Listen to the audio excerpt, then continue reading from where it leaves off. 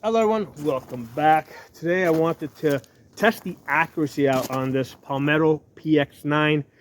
This is a 10.5-inch 9mm AR pistol, okay? So 10.5-inch. I've tested out the 16-inch barrels. Usually they come in somewhere between 3 and 4 inches. Usually closer to 4 inches. You know, I have to be having a really good day to consistently hit those 3 inches with the 16-inch barrel. So I said, hey, let's try out the 10.5-inch. Let's see what type of accuracy we can get. Now I am working with target ammo, okay? So I'm using Blazer and Tula, okay?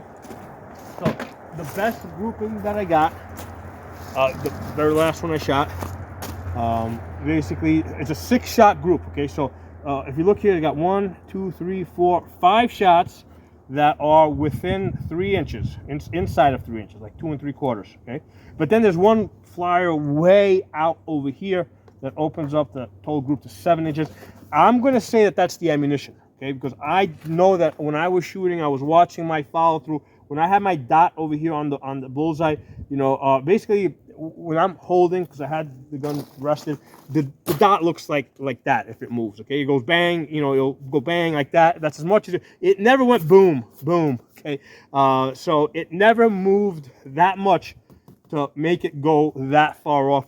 So I'm going to just call that inconsistency in the ammunition. And I've got 5 shots here that gives me confidence in saying, I'm not even going to say it's 2 3/4. I'm just going to say it's 3 inches, right? I'm going to say it's a 3 MOA. So I shot it again. Where are we? Here. Same deal. I've got 1, 2, 3, 4, 5 shots that are inside of 3 inches, right? Again, same thing, 2 3/4. And one shot way off over here. I did actually shot this one before the other one, and I adjusted my my zero over to the right a little bit. Looks like I got to adjust it a little bit more because it didn't quite come over center. That's why this one is further off to the left. Same deal here. I'm going to discount that one and just say that is just bad ammunition because I got 5 shots here that are inside of 3 inches. I feel, really confident that's what this rifle can do. Now, yeah, granted, if you use match grade ammo, you're going to do a lot better. I generally don't buy match grade 9mm because normally with 9mm, we're shooting pretty close. Okay, so I was shooting that with this Blazer ammo. You know, basically cheap ammo. I buy 1,000 rounds at a time of this. I also tried it with Tula. Right, these are all 115 grains. You know, for both of these ammos. So when I shot it with Tula, same deal. Again, same thing I usually see. I got a 5-shot group that's 4 inches, right? So this one opened up a little bit more. That might have been me, right? Usually Tula shoots a little bit more accurate for me than other 9mm, target 9mm ammo. And then there's one that was way out over there, which opened it up to about total group up to 9 inches. But that one, again, I'm going to discount it. This is something I've seen so many times with 9mm that I just come to expect. And again, when I'm shooting this, my dot looks like this: boom, boom, boom. It never looks boom, boom, because that's what it would have to do for me to put the shot over there. So 4 inches over here. This was, I think, probably like one of the earlier groups that I shot. So I'm going to go with this one over here and that one. I'm just going to say that the Palmetto PX-9 in the 10.5-inch barrel. I'm going to call that a 3 MOA. A 3 MOA gun, right, or AR pistol, 3 inches at 100 yards. Now, another interesting side note, okay. One of the things I've noticed, because I've got a lot of these, a lot of these 9mm ARs, and on this one here in particular, I had noticed that when I was at different gun ranges training people, sometimes they would I would get like a 2-shot, like a 2-shot string, okay, and I didn't know if they were bump firing the gun, but I hope, because remember, I'm training beginners. Now some guns tend to bump fire easier than others. Some guns, if you feather it, if you lightly press the trigger, it'll bump fire. Also with some of these guns, if you if you do the same thing, if you don't squeeze the trigger all the way to the back, or if you don't hold it firmly into your chest, sometimes the hammer doesn't reset. All right, that's another thing that I sometimes have noticed with these 9mm ARs. And I do have an 8-ounce buffer weight in here, right, which kind of slows down the action.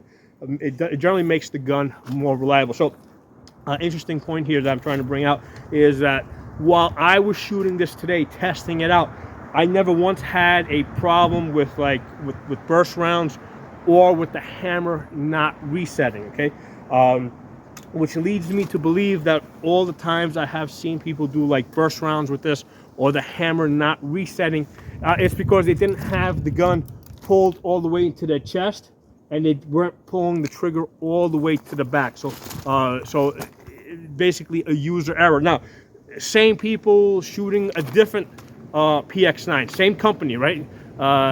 You know, they don't do it on the other guns. So it's like it's a weird thing sometimes. Like some of these PX-9s tend to be problematic if you don't have a firm, if you don't use really good form, right? Some of them tend to be problematic. Others are a lot more forgiving. It's kind of the luck of the draw. I put 8-ounce buffer weights in everything. They all pretty much have the Palmetto, because you can't put a regular, well, these are designed to take mil-spec AR triggers, but you can't put like an AGL one, an ALG. I forget. ALG tells you that you can't use their triggers with the PX-9s. In fact, it's cheaper to just get the replacement triggers from Palmetto. I mean, it's like $30. If you get the ALG ones, they're like $60 or $75. The triggers for these, when you run out the triggers, and if you shoot, as you start to approach 10,000 rounds, the trigger will start wearing out. You'll start seeing burst rounds, or you'll start seeing the trigger lock up. It's time to, if you start seeing it regularly, it's time to replace the trigger, right? These parts have pretty limited lifetimes. ARs in general are not designed, they're designed to be lightweight, lightweight, cheap guns. They're not designed to be like guns that don't ever break, okay? So with the high round counts, things start wearing out on these guns. On the 9mm blowbacks, right? Because there's a blowback system, it doesn't have the rotating bolt to basically pick up more of the recoil, right? So 9mm bolts tend to be very abusive. They're very hard on the gun. Before I upgraded these to 8-ounce buffer weights, I used to break the hammer pins on these.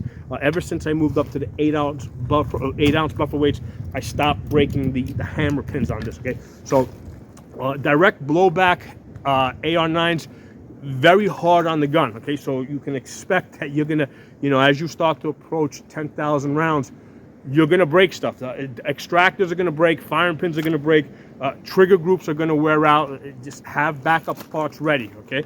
So just wanted to share that with you guys. Hope you guys enjoyed the video, and I will talk to you all soon.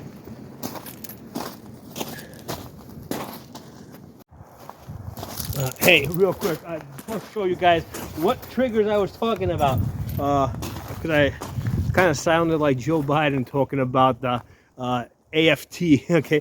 But yeah, ALG, right? These are really good triggers for regular AR-15. Back in 2020, when it was like my busiest year, I was going through this pretty quickly, right? I mean, these things have limited lives, okay? They're good. They're probably good for 5,000 rounds. I would probably run them up to about 8 to 10,000 rounds before they went bad. But they have limited lives. But you cannot put these in your 9mm ARs. Somewhere in the instructions, this company tells you you're not supposed to do it. So the best thing to do and the cheapest thing to do is go to Palmetto's website and order replacement triggers for the 9mm for their PX-9. They're cheaper. They're like $30 as opposed to like the $60 to $75 that these are. Okay, so these are good for your standard AR-15s, 5.56, but not for your 9mm ARs. Talk to you all soon.